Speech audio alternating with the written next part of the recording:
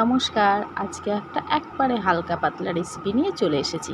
এটা আবার কি রেসিপি? খেতে কেমন হবে না জানি। এখন সবাইকে এই রকম খাবারই খেতে হবে, বুঝলে? প্রথমেই মাছটাকে লবণ হলুদ মাখিয়ে নিয়েছি, তারপরে এখানে সবজি নিয়েছি পেঁপে, গাজর, চাল কুমড়ো আর আলু কেটে নিয়েছি। তারপরে পরিষ্কার করে ধুয়ে নিতে হবে।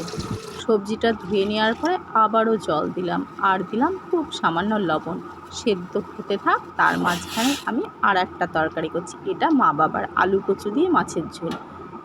মাছের ঝোলটা হতে হতে এখানে আমার সবজিটা 80% মতন সেদ্ধ হয়ে গেছে। তারপরে অল্প সাদা তেল দিয়েছি, দিয়েছি জিরে ফোড়ঙে, তারপরে সবজিটা দিয়েছি। সবজিটা দিয়ে একটু নাড়াচাড়া করে নিয়ে পেঁয়াজ কুচি আর লঙ্কা কেটে দিয়েছি। এখানে কিন্তু পেঁয়াজ বাটা ব্যবহার করা যাবে না, তাহলে কিন্তু খেতে না রিচ হয়ে যাবে।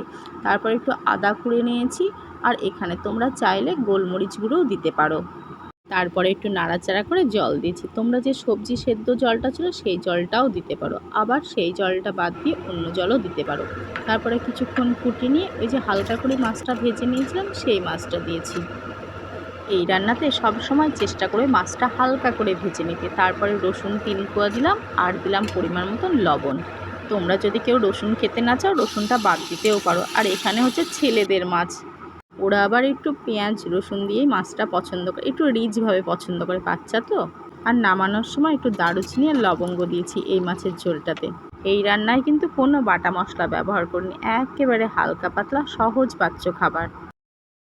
মশলা ছাড়া এত সুন্দর টেস্ট! আমি তো এই রান্নাটা খাই, ও খেয়েও অবাক হয়ে গেছে, মশলা ছাড়াও এত সুন্দর।